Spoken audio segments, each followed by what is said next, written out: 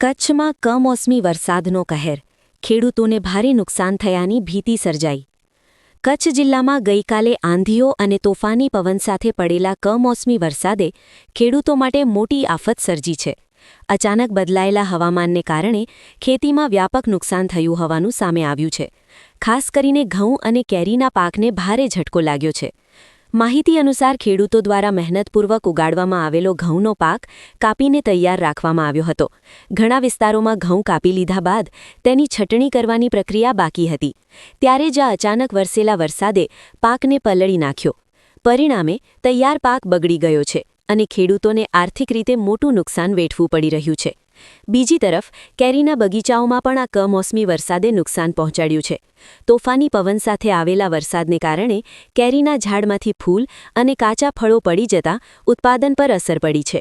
આ પરિસ્થિતિને કારણે આવનારા સમયમાં ઉપજ ઘટવાની શક્યતા વ્યક્ત કરવામાં આવી રહી છે. ખેડૂતોનું કહેવું છે કે દિવસ-રાત મહેનત કરીને તૈયાર કરેલા પાક પર કુદરતી આફતે પાણી ફેરવી દીધું છે. હાલમાં ખેડૂતો સરકાર પાસે સહાયની માંગ કરી રહ્યા છે, જેથી તેઓને આ નુકસાનમાંથી રાહત મળી શકે. આમ કચ્છમાં પડેલા કમોસમી વરસાદે ખેડૂતો માટે ચિંતાજનક પરિસ્થિતિ ઊભી કરી છે. કિસાનની સરકાર તો કઈ ખંભાત લે બરાબર પોઝિશન છે. હવે આમાંથી ક્યાં પૈસો ઊભો થવાનું નથી. આવી પરિસ્થિતિ છે ખેડૂતની. કમોસમી વરસાદના લીધે ક્યાંક ને ક્યાંક જગતનો તાત જેને કહીએ ખેડૂતને બહુ મોટું નુકસાન થઈ ગયું છે. હાલ મારા પાછળનો દ્રશ્ય છે વાડીનો, જ્યાં ખેડૂતે પોતાના બાળક સમાન ઉછેરેલા ઘઉંને રાખ્યા હતા, જેને અહીં તડકામાં સુકાવી અને ત્યારબાદ ઘઉં અહીંથી બહાર નીકળતા હોય છે અને માર્કેટમાં જતા હોય છે. પણ ક્યાંક ને ક્યાંક કમોસમી વરસાદના કારણે આ ઘઉં પલળી ગયા છે અને જે માર્કેટમાં જે ખેડૂતના ઘઉં જે વેચાતા હોય છે તે હવે એ ભાવ આવી શકતા નથી તેવું અહીંયા જોવા મળી રહ્યું છે. આપણી સાથે અહીંના જે ખેડૂત છે તે જોડાઈ ગયા છે. એમની પાસેથી આપણે જાણવાનો પ્રયત્ન કરશું કે શું સ્થિતિ છે, કમોસમી વરસાદના કારણે કેટલું નુકસાન થયું છે. આપ શું કહેશો? અત્યારે આજે આવેલા કમોસમી વરસાદના કારણે આ ઘઉં આપણે જોયા ને, એ ઘઉં અત્યારે આજે જ હાર્વેસ્ટિંગ કરવાની તૈયારી હતી, જેમાં હાર્વેસ્ટરથી અથવા તો થ્રેશરથી આપણે કાઢતા હોઈએ છીએ. હવે પલળેલા ઘઉં છે અને મિનિમમ 2-3 દિવસ સુકાવા દેવા પડશે. સુકાશે એટલે આની ક્વોલિટી ડાઉન થશે, એટલે આને માર્કેટમાં કોઈ ખરીદી નહીં કરે. એટલે સરકાર જો આમાં થોડી ક્વોલિટીની અંદર થોડું બાંધછોડ કરી અને જો ખરીદી કરે તો ખેડૂતને થોડી રાહત મળે. બાકી આ ઘઉં તો અત્યારે ક્વોલિટી સાવ ડાઉન થઈ જશે. આ ઘઉંને તમે 2 દિવસ પછી 4 દિવસ પછી જ્યારે નીકળે ત્યારે તમે ખુદ જોશો તો એકદમ કાળા પડી ગયા હશે, કારણ કે વરસાદના કારણે સાવ ક્વોલિટી ડાઉન. અને જે પવનની ઝાપટ આવી એટલે તમે જોયું હશે હમણાં આના પથ્થારો બધા વેર વિખેર થઈ ગયા છે. હવે આને સાથે એક ભેગા કરવામાં 2-3 દિવસ મહેનત કરવી પડશે અને એમાં પણ 25-30% માલ હાથમાં નહીં આવે. એટલે ઘઉંના પાકમાં તો નુકસાન છે જ, અને સાથે રાયડામાં પણ આ જ પોઝિશન છે. જી ચોક્કસથી ઘઉંને ઉછેરવા માટે કેટલો સમય લાગી જતો હોય અને ખેડૂતે શું આશા રાખી હોય કે હવે ઉગ્યા પછી, ઉછેર થયા પછી હવે શું આશા હશે ખેડૂતની? સાહેબ, ખેડૂતની તો એવી આશા હોય છે કે આજે 4 મહિના આની ચાકરી કરી છે. જ્યારે ઘઉંનું વાવેતર કર્યું ત્યારથી કરીને ખાતર, દવા, પાણી ખૂબ મહેનત કરી છે આની પાછળ, અને 4 મહિને એવી આશા રાખતો હોય છે કે હમણાં ઘઉં નીકળશે, એકરે 40-50 મણનો ઉતારો આવશે એટલે આટલું મારું ઉત્પાદન મળશે, આનાથી મારું આટલું મને પૈસાની આવક થશે. એની જગ્યાએ આવકમાં સીધો 50%નો ઘટાડો થશે. એટલે એના બધા જે કાંઈ ટાર્ગેટ અને જે કાંઈ એનું અંદાજ હોય બધો અંદાજ ફેલ જશે. જી ચોક્કસથી જે બાળકની જેમ ઉછેરવામાં આવતું હોય છે ખેતીને, અને અહીં અચાનક આવી પડેલા વરસાદે, કમોસમી વરસાદે ખેડૂત ઉપર, જગતના તાત ઉપર એવો કહેર વરસાવ્યો છે, જેનાથી ખેડૂત ધીમે ધીમે ઊભું થવા માટે પણ અહીં રાહ જોઈ રહ્યું છે. અને આ પલળી ગયેલા ઘઉંને પણ માર્કેટમાં યોગ્ય પ્રમાણમાં ભાવ મળે તેવી આશા ખેડૂત પણ બંધાવી રહ્યા છે. નિતેશ ગોર, કચ્છ કાનૂન ક્રાઇમ, રતનાલ.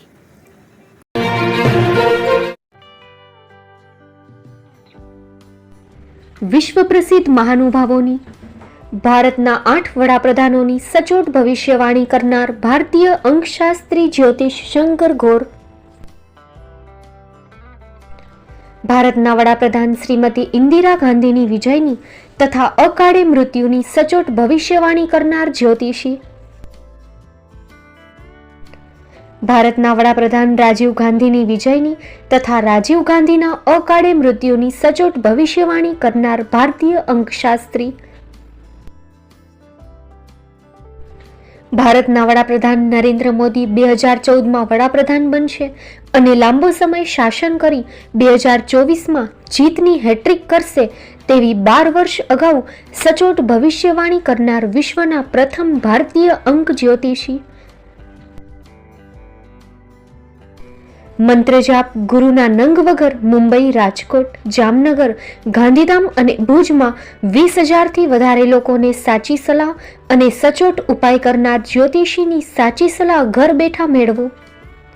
જ્યોતિષી શંકર ગોર. સંપર્ક કરો 9909602928. એડ્રેસ નોંધી લેશો. ટીના હાઉસ, ડોક્ટર ભાણજી સ્ટ્રીટ, છઠ્ઠી બારી, રિંગ રોડ, ભુજ, કચ્છ.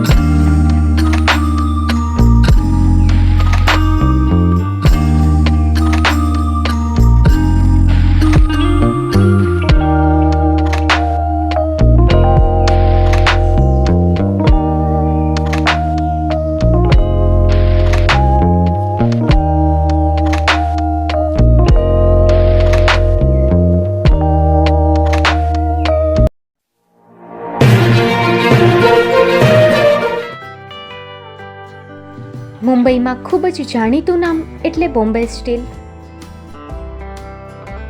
અહીંથી તમને મળશે ઘર વપરાશના તમામ વાસણો, હોટેલવેર, કેટરિંગને લગતી દરેક પ્રકારની વસ્તુ હાજર સ્ટોકમાં. Dinner set, mixer, pressure cooker તેમજ દરેક પ્રકારના સ્ટીલના અવનવા વાસણો ખરીદવા માટે વિશ્વાસપાત્ર સ્થળ. સાથે વાસણોની ફેન્સી વેરાયટીઓ હાજર સ્ટોકમાં. મુલાકાત લ્યો Bombay steel exclusive showroom. Export અને હોલસેલ ભાવે વાસણો મળશે. નંબર નોંધી લેશો. જગદીશભાઈ પટેલ 9221870713 022 6674 7625. મારુતિ જોગડે 9930864095. Website www.thebombasteel.com. અમારું સરનામું નોંધી લેશો.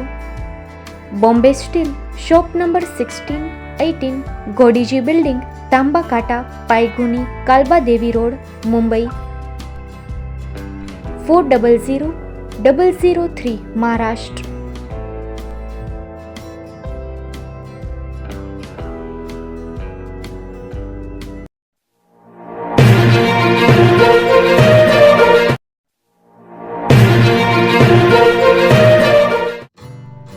Shri Pratham saris and lehenga department, designer studio. આપના શુભ લગ્ન પ્રસંગોને યાદગાર બનાવતું એકમાત્ર Shri Pratham saris and lehenga department. Exclusive showroom. અહીંથી તમને મળશે fancy bridal chaniya choli, cider chaniya choli, readymade gown, fancy dress materials and readymade dress તેમજ અનેક અલગ અલગ વેરાયટીઓનો ખજાનો. મુંબઈ દાદરમાં વિશ્વાસપાત્ર સ્થળ. અમારું સરનામું નોંધી લેશો. Shop number 5-6 and room number 11-12-123, Hariram mansion, bank of મહારાષ્ટ્રની સામે, દાદા સાહેબ ફાલ્કે રોડ, દાદર ઈસ્ટ, મુંબઈ, મહારાષ્ટ્ર. સંપર્ક કરો વિપુલભાઈ જે વ્યાસ. Mobile number 9769781930, 9082438586. તો તમે રાહ કોની જુઓ છો? આવો, તમારા પરિવાર અને મિત્રને પણ સાથે લઈ આવજો.